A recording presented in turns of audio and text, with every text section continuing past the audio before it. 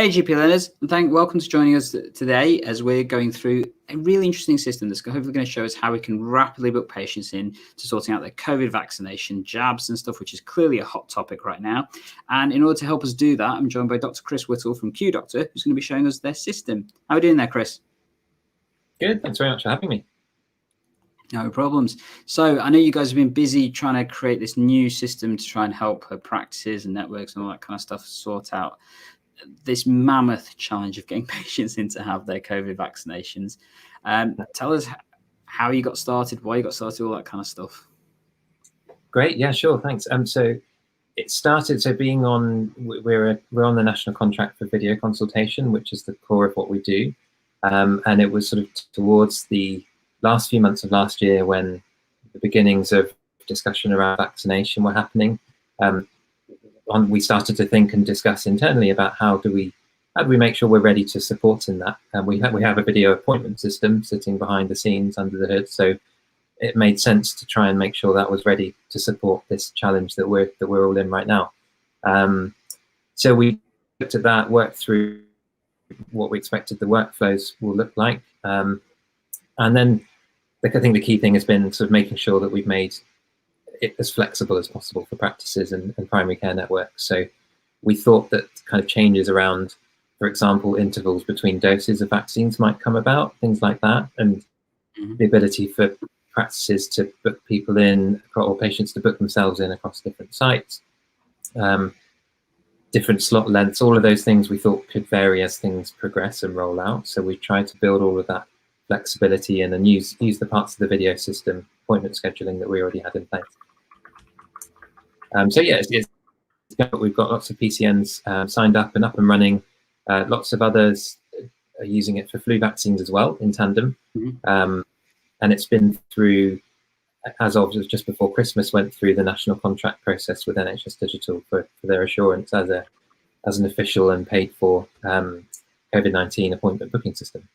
So it's got the thumbs up from NHS Digital, and we're getting great feedback. There's more to improve there, as you know. So shall we have a look at it? Is that right? Yeah. So I'm just going to bring in your screen so you can now all see it there, and we're just going to have a look at it, I think, from the clinician's perspective first of all, aren't we? Yes. So on the left-hand side, you can see I'm as a primary care network user, and this is where you can manage your appointments, your availability, as we call it. We wanted to make sure that this was in place in a way that could be systems that are already out there, the clinical system, and in some cases the batch messaging system that's being used by practices. You can see here in this PCN, I've got two different sites set up. So I've got availability created in site 2 and then another site beneath that. And I can expand and contract those. You have lots of PCNs using lots of different sites and breaking them down here. So that's all in the initial setup for a PCN.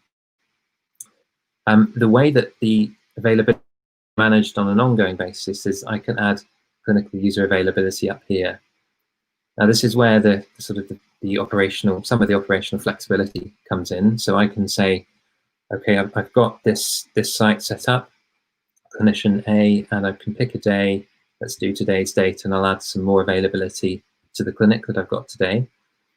I can select different durations of slot, which we found has been an important ask from practices, that they want the ability to do that in different ways, depending on how they're running it, which vaccine, etc. So I'll do some 5-minute slots. And if I do, and I choose a time, and that will give me a time span to work across. So I'll just add in a couple of slots there. Is then added on the end here. You can see I was 1 to 1:30 before. I've added 2 more slots on the end here, and that's dynamically available then to the patient side, which I'll show you on. Just while we're still on this page and the clinician and the practice view, another part to point out is that I can export the data here. So I can download appointments data first of all. That's completed appointments. So you can see with this one, I could mark this appointment, which is booked in earlier on, as complete, and that would then appear in a CSV file that I click when I click download appointment data. The other thing that came in as an early request when we were developing this was we want to be able to download all bookings, including the one needed. So that's what download of all appointment data allows you to do. Both of these buttons, when you click them, will give you a date range. So I could say today's date, and I want to export a CSV, and I get a CSV downloaded locally onto my computer, and then in many cases there's the practices are then uploading that to a different system. And that was actually one of the NHS digital requirements on reporting. You've got controls over users, and essentially the different sites is managed by our team upon instruction by the practices. So that's sort of the first part of showing the practice side. The only other part I wanted to show here is the fact that we, especially in the earliest PCNs getting up and running with this, we have requests of how can we book in the patient. So this is premised, as you'll see when I show the patient side, on the fact that the patient's received an SMS and taps on a slot and books in. What if they don't have a mobile, or we want to run a call center and we want to receive booking requests and do that ourselves? The way you can do that is you click on what's called generate appointment code. This generates the same unique URL link that is generated normally for patients when it's sent out by batch SMS. It's just you can do that yourself from the clinic admin dashboard here. So if I do that, I can restrict the availability of that code, which I'll show in a minute. But if I just go through, it's a general code. I'm booking a patient in here, and it's given me a unique link to go to. So I can go to that link and then go through and book the patient myself. You'll see the patient view here. Internet's a bit slow today. So it's what it does on the patient side is pre-fill the code. You go in with a single click, and it then asks for your patient data. So you'll be, in this case, where I'm booking on behalf of a patient, I've got the patient's name,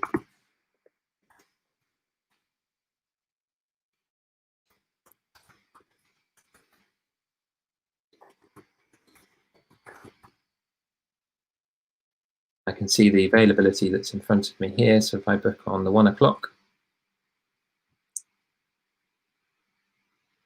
that's me booking on behalf of the patient. And this is, I've come from the clinic data just because I wanted to do that for the patient rather than sending to the patient.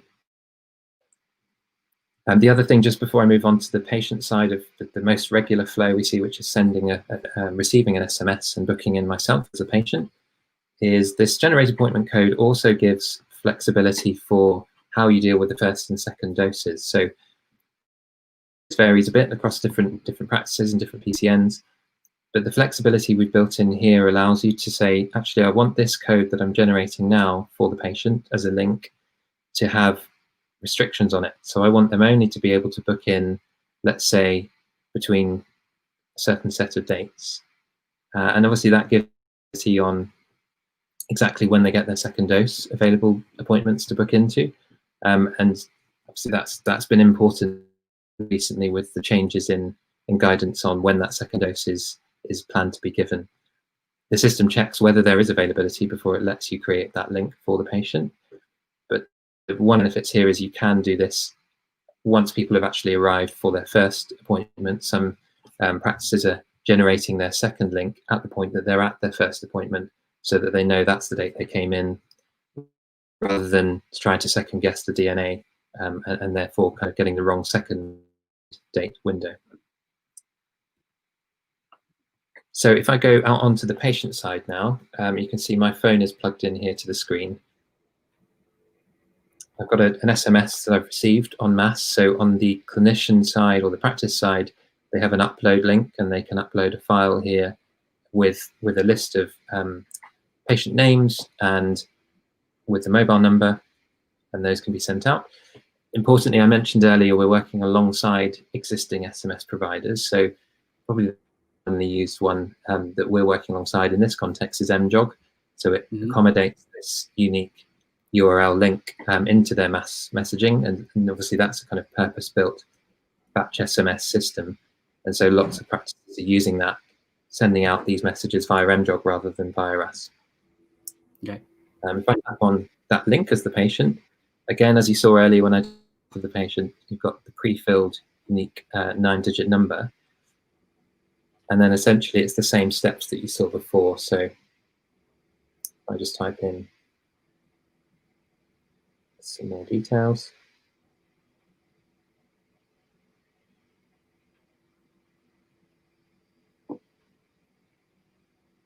Choose the next appointment. And I pop up there in real time so that you can see those booked in. John Doe was the one I just did. You can see on the patient side, I can book it as a calendar event, so I can create myself a reminder quite easily. And the other thing to say is this link that I'm on as the patient is dynamic. And the reason I mention that is if you cancel it or if you move it, then the patient's link will automatically update. And we have found that has been a useful feature. So if I, for example, if I click transfer patient for that one I just booked, and I just want to move them to a later slot, for example, the 2 p.m. that I created, and I click on transfer, that's notified the patient there. It's changed the page saying actually it's 2 p.m. now, and this has moved them on the clinic screen to 2 p.m. Okay.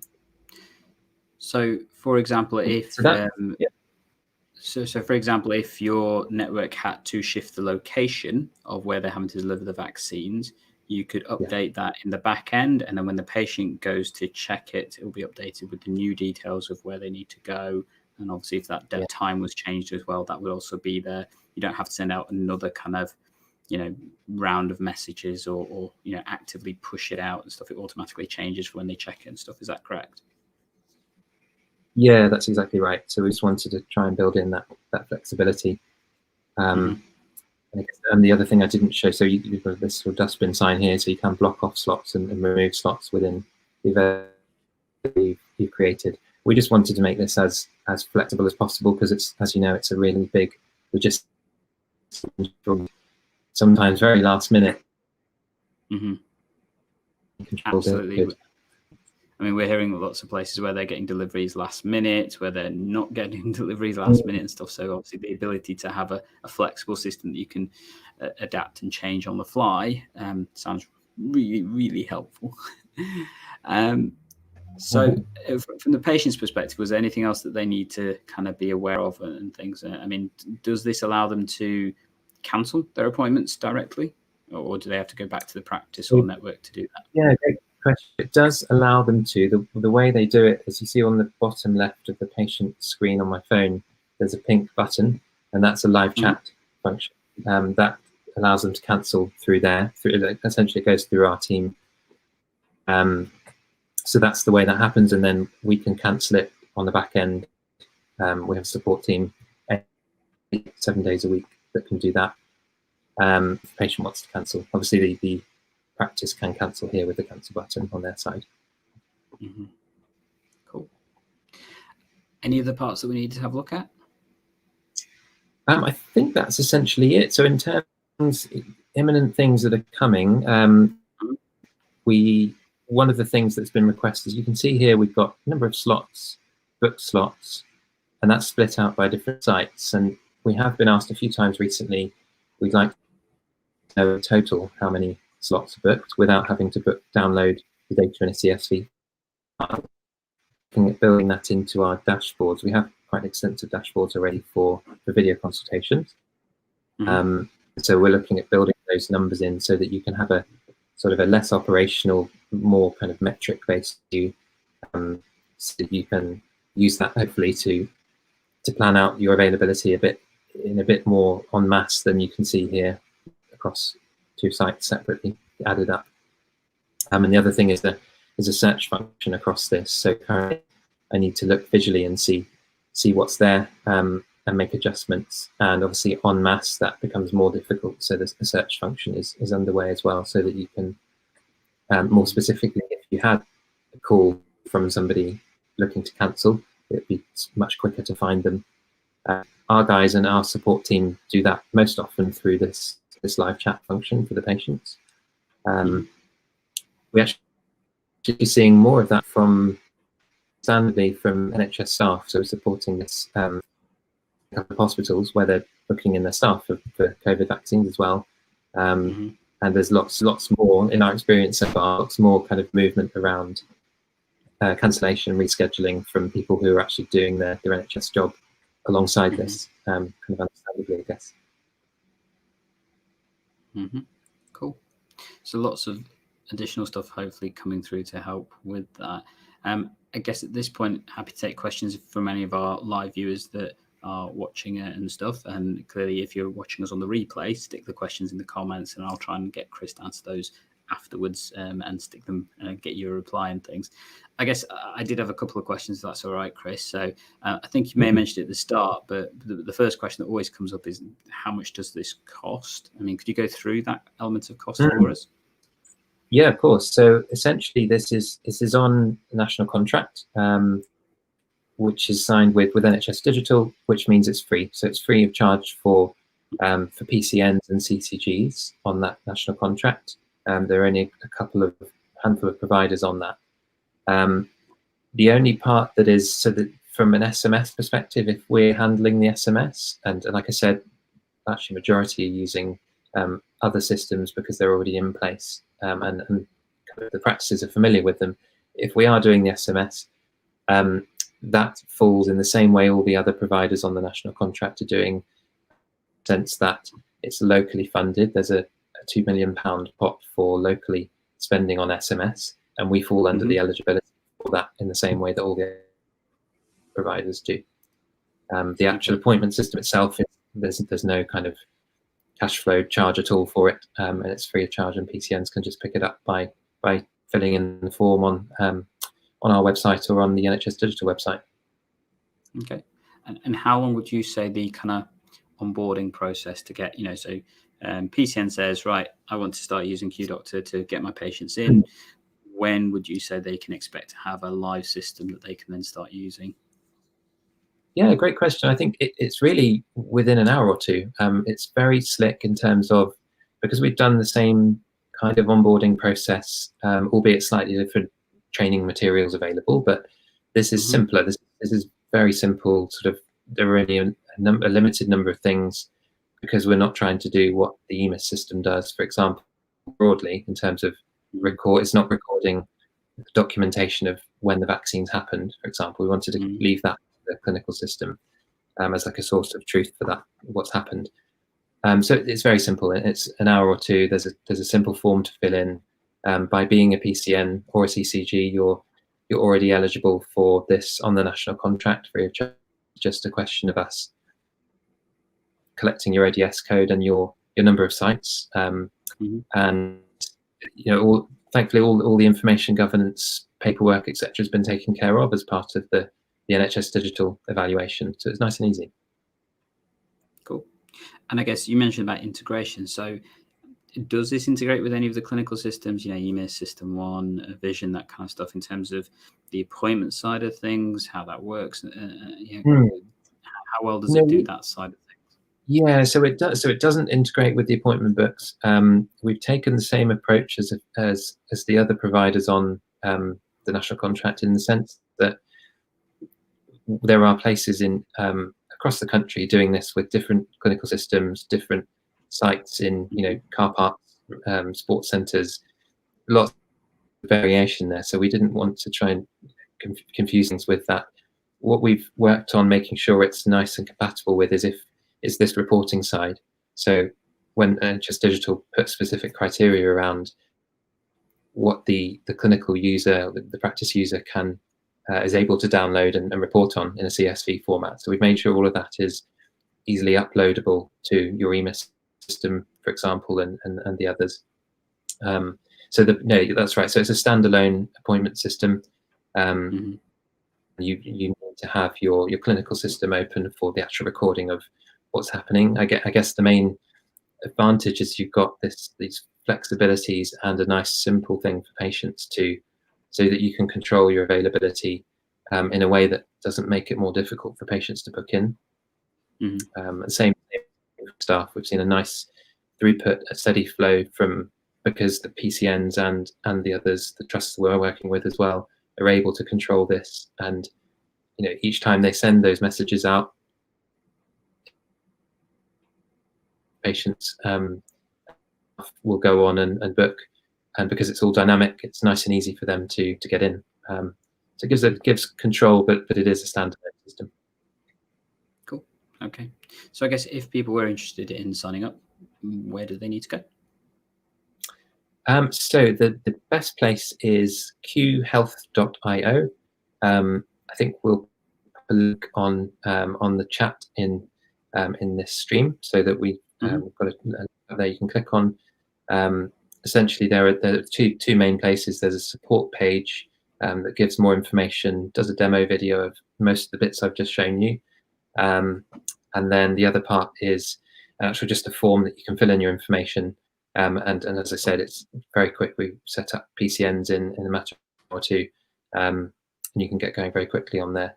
All the parts of our platform, as you can see on clinician side, patient side, and website, they've all got direct live chat links to our team. So any kind of operational questions, if you're hesitant about, is this going to work for my my 5 sites or slot duration, whatever it is that you have queries about, then you can just get in touch with the team to clarify before filling in any of the forms. Cool. And as you said, that link's coming up down below right now, and if not, check on the show notes and stuff if you want to access it and things. Thank you, Chris. Really enjoyed it, and nice seeing a system that just seems to do what it says and do it easily and effectively and things. And I think for many people, I think that's going to seem like a good guide in terms of understanding how it works, as well as being able to try and sort out this really complicated thing of getting patients in to get their vaccines done effortlessly and quickly and things. As always, EGP learners, if you've got any comments or questions, stick them down below. If you've thought this useful content and helpful, please give us a like. Really appreciate it. And definitely leave us a comment and a subscribe. If you do want to check out some more videos, I'm sure YouTube is selecting some right now for you to have a look at right here. And as always, EGP Learning is here to help save you and your patients time by taking hands in primary care and learning. And we'll catch you in the next episode. Bye.